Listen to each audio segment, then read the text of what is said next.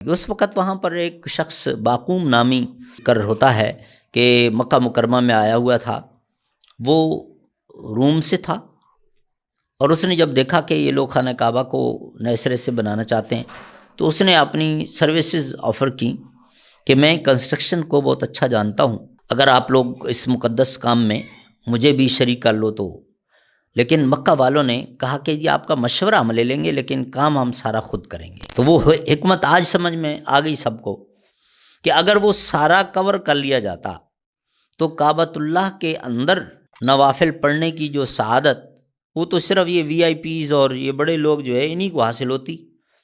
عام غریب لوگ تو اس سے محروم ہو جاتے۔ آپ صلی اللہ علیہ وسلم سے کہتا ہے کہ اقرا، ریسائٹ، پڑھیے۔ آپ صلی اللہ علیہ وسلم نے فرمایا ما انا بقارئ، میں پڑھا لکھا نہیں ہوں۔ تو فرشتے نے آپ صلی اللہ علیہ وسلم کو گلے لگایا اور چھوڑا، پھر کہا کہ اقرا، آپ صلی اللہ علیہ وسلم نے وہی جواب دیا ما انا بقارئ۔ الحمدللہ رب العالمین والصلاة والسلام علی سید الانبیاء والمرسلین وعلی آلہ وصحبہ اجمعین وبعد۔ پیارے نبی صلی اللہ علیہ وسلم کے مشورے پر جب خانہ کعبہ کی تعمیر نو کی تیاری کر لی گئی تو پھر سب اکٹھے ہوئے اور پہلے پرانی جو عمارت تھی اس کو ڈیمالش کیا گیا، اور اس کے بعد آپ صلی اللہ علیہ وسلم نے مشورہ دیا کہ بنیادیں ذرا گہری کر کے کھودی جائیں تاکہ یہ بلڈنگ جو ہے مضبوط رہے، بار بار نہ بنانی پڑے۔ اب جب اسٹیمیٹ لگایا تو جو خانہ کعبہ کا کورڈ ایریا تھا وہ مٹیریل اس پر پورا نہیں تھا، تو اس لیے ایک حصہ چھوڑ دیا گیا اور باقی تعمیر شروع کر دی۔ اس وقت وہاں پر ایک شخص باقوم نامی ذکر ہوتا ہے کہ مکہ مکرمہ میں آیا ہوا تھا، وہ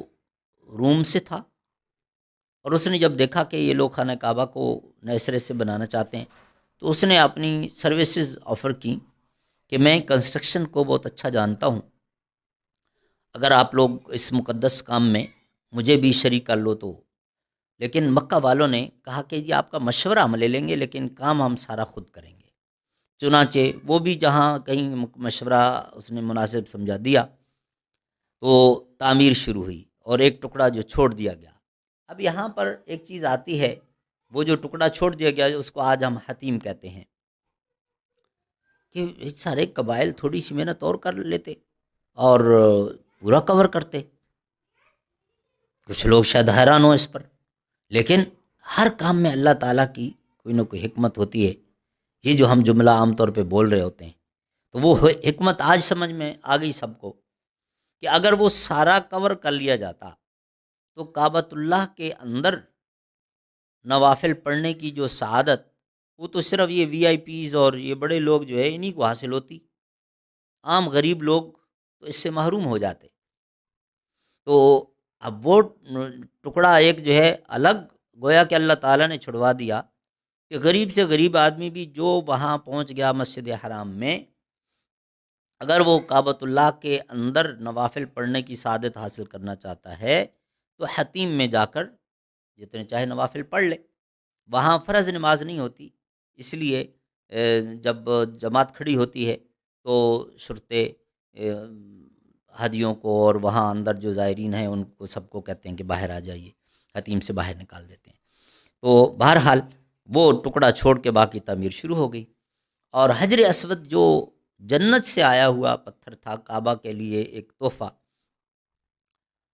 اس کو جب فکس کرنے کی باری آئی تو اس پر قبائل کا آپس میں اختلاف ہو گیا۔ سب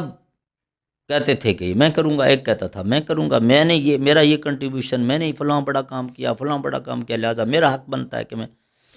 کئی دن تک تعمیر رکی رہی۔ اس کے بعد یہ طے ہوا کہ کل جو شخص سب سے پہلے یہاں خانہ کعبہ میں آئے گا اس پر چھوڑ دیتے ہیں، وہ اپنے ہاتھ سے کرے، کسی سے کروائے، وہ کرے گا۔ چنانچہ دوسرے دن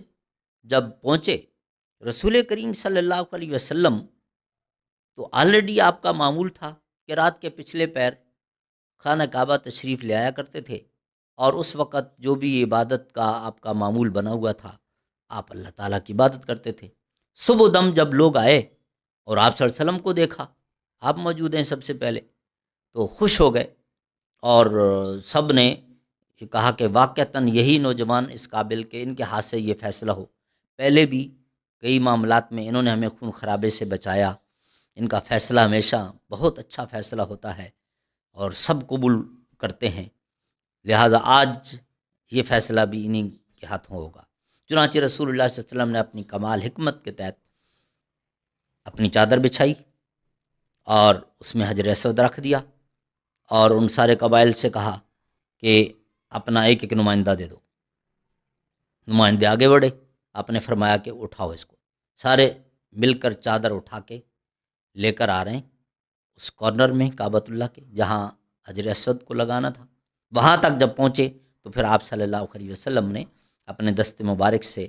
اٹھا کے وہاں لگا دیا۔ باقی تعمیر مکمل کر کے خانہ کعبہ کی چھت ڈال دی گئی، کھجور کے درختوں کو کاٹ کر ہی، یہی اس وقت ہوتا تھا چھت۔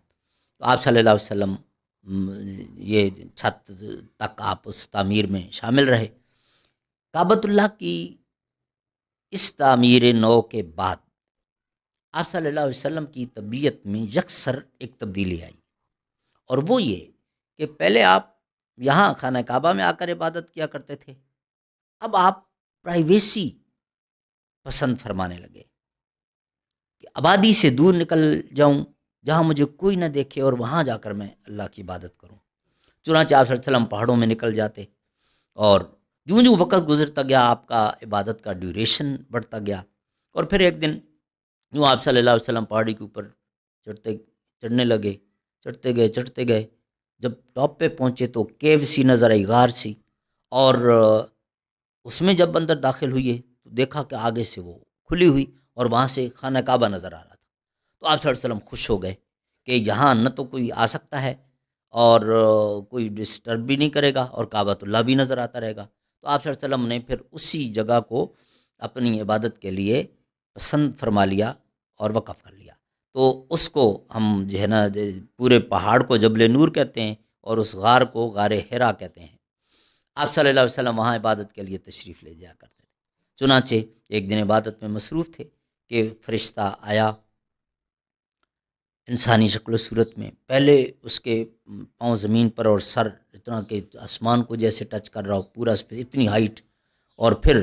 اچانک سے بالکل نارمل سائز کا ایک انسان شکل و صورت میں آپ صلی اللہ علیہ وسلم سے کہتا ہے کہ اقرا، ریسائٹ، پڑھیے۔ آپ صلی اللہ علیہ وسلم نے فرمایا ما انا بقارئ، میں پڑھا لکھا نہیں ہوں۔ تو فرشتے نے آپ صلی اللہ علیہ وسلم کو گلے لگایا اور چھوڑا، پھر کہا کہ اقرا، آپ صلی اللہ علیہ وسلم نے وہی جواب دیا ما انا بقارئ، دوبارہ گلے لگایا اور ذرا سینچا اور پھر چھوڑ کے کہا